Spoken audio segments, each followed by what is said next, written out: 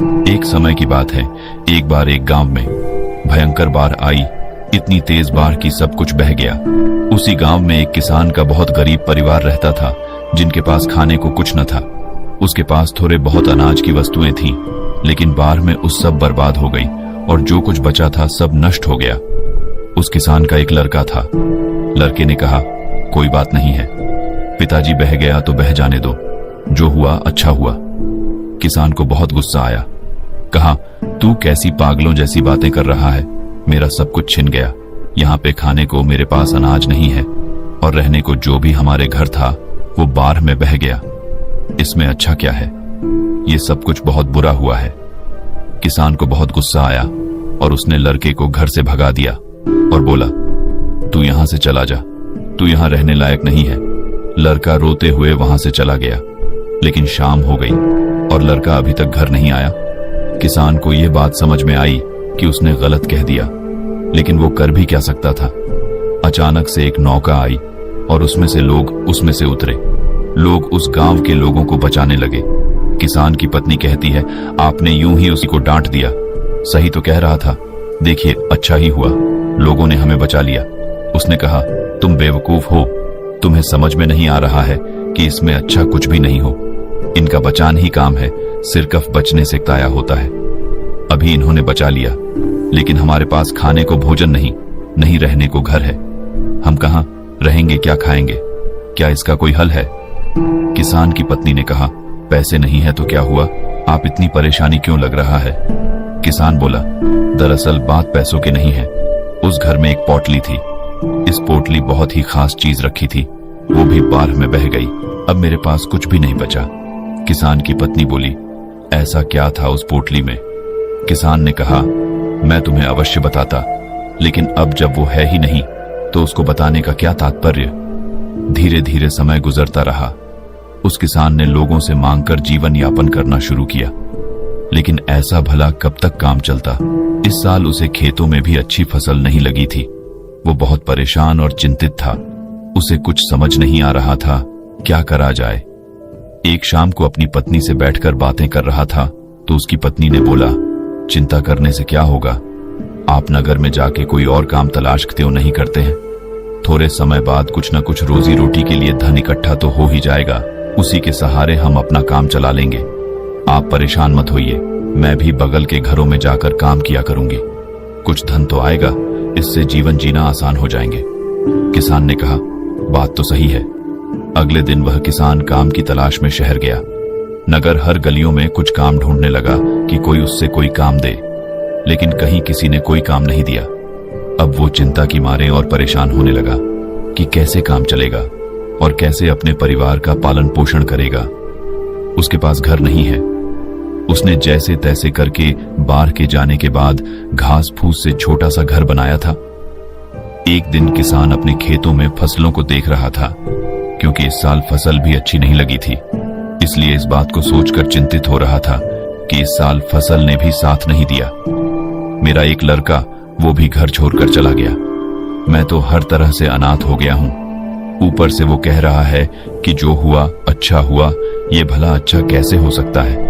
उसकी पत्नी उसे फिर समझती है, क्या आप फालतू में चिंता कर रहे हो? आप फिर से कोशिश करो, काम कहीं ना कहीं कुछ ना कुछ तो मिल ही जाएगा ना। अब घर पे बैठ के रोने से अच्छा है आप कुछ ना कुछ कोशिश किया करो, क्योंकि क्या पता कुछ काम हाथ लग जाए। किसान को उसकी पत्नी की बात ठीक लगी और अगले दिन वो फिर काम की तलाश में निकल पड़ा। अगले दिन फिर प्रातःकाल वो काम की तलाश में नगर में निकला, लेकिन इस बार भी उससे कोई भी काम हाथ नहीं लगा और फिर निराश हुए घर लौटा। वो घर लौटने वाला था कि रास्ते में उसे फिर एक महात्मा मिले और बोले, क्या बात है, तुम क्यों परेशान हो रहे हो? किसान ने उनको सारी बात बताई। दरअसल बाढ़ में मेरा सारा घर बह गया और मेरे पास खाने को अनाज नहीं, रहने को घर नहीं। छोटा सा घर मैंने कैसे भी करके बनाया है और फिर भी मैं जीवन बड़ी मुश्किल से गुजार कर रहा हूं। उस महात्मा ने कहा कि इसमें परेशान होने वाली क्या बात है? महात्मा से उस किसान ने कहा, परेशान वाली बात नहीं है कि मैंने गुस्से में अपने लड़के को सुना दिया था और वो उस दिन से घर छोड़कर चला गया। महात्मा ने कहा, तभी तो मैं कह रहा हूं जो हुआ अच्छा हुआ। किसान को फिर गुस्सा आया, बोला, आप ऐसी बातें कैसे कर सकते हैं? मैं इतना परेशान हूं, मेरा सब कुछ छीना हुआ है, मेरे पास खाने में कुछ भी नहीं, मेरा लड़का भी मेरा साथ नहीं दिया और वो भी घर छोड़कर चला गया। इसमें क्या अच्छा है और क्या अच्छा हो सकता है? ये तो हर तरह से बुरा है। महात्मा ने कहा, सब्र रखो, हर सवाल का जवाब तुम्हारे समय आने पे मिल जाएगा, तुम परेशान ना हो। वो महात्मा वहां से चले गए। किसान को फिर अफसोस हुआ कि महात्मा को देने के लिए उसके पास कुछ भी नहीं है, लेकिन वो उस रात को ये सोच के हैरान था कि आखिर जो होता है अच्छे के लिए कैसे होता है। मेरे साथ तो अच्छा हुआ ही नहीं, लेकिन अगले दिन वो फिर काम की तलाश में वो नगर में निकल जाता है। लेकिन इस बार किस्मत उसकी सही होती है और उसे एक बड़े सेठ के घर में उसे करने के लिए कुछ काम मिल जाता है। सेठ बड़े दयालु होते हैं और वहां पे पैसे भी कोई दिक्कत नहीं है। वो सेठ कहते हैं, और तुम्हें कोई दिक्कत है तो मेरे घर पे बगल में एक मकान खाली पड़ा है, तुम वहां पे रह सकते हो। किसान ने कहा, नहीं नहीं, मैं आपका बहुत आभारी हूं, मैं वहीं ठीक हूं। उसने अच्छी तनख्वाह पे उस किसान को काम पर रख लिया। अब वो किसान और उसकी पत्नी बहुत खुश थे। अगले दिन रात को उसका दरवाजा एक लड़के ने खटखटाया। उन्होंने दरवाजा खोला और देखें, हैरान रह गए कि एक लड़का लंबी सी कर और बड़ा सा बैग ली दरवाजे के सामने खड़ा था। किसान बिल्कुल आश्चर्यचकित रह गया। उसे समझ में नहीं आई है कौन है। लड़के ने बोला, पापा, मैं हूं आपका लड़का। वो हैरान रह गया, आखिर ये कैसे हुआ? ये क्या चमत्कार है? लड़की ने बोला, आपने घर बदल लिया, हमें बताया नहीं। मैंने गांव वालों से पूछा तो उन्होंने बताया कि अब हमारा घर यहाँ पे है।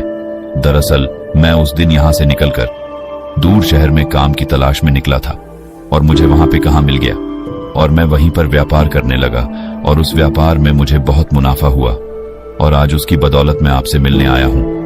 और मैं आपको बता दूं, मैंने वहां पे नगर में एक और घर बनवा लिया है। किसान खुशी के मारे कूदने लगा। उसे समझ में आ गया। लड़के ने कहा, पापा, मैंने कहा था ना, जो होता है अच्छे के लिए होता है। अगर मैं उस दिन बाहर नहीं आई होती और इन सब कुछ बहा नहीं होता तो क्या पता ये बात मैं आपसे बोलता नहीं।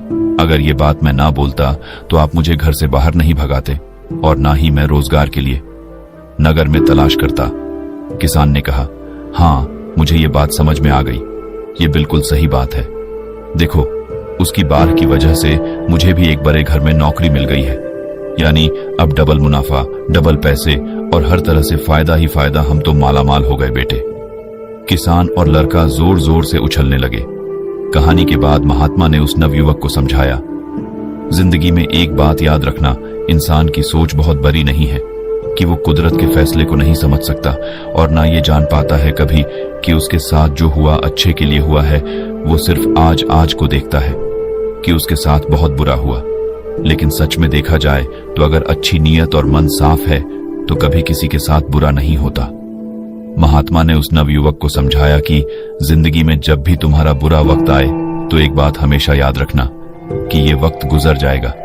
इस बात को तुम याद कर लेना कि समय कितना भी बुरा हो, तुम्हारे जिंदगी में कितने भी दुख या फिर मुसीबतों का पहाड़ क्यों ना हो, एक वक्त बाद सब ठीक हो जाता है और सब आसान बन जाता है। बस वो समय बुरा होता है, इसीलिए बुरे वक्त से लड़ने की आदत डालो और बुरे वक्त में ऐसा कोई भी कदम ना उठाओ जिसकी वजह से तुम्हें बाद में पछताना पड़े।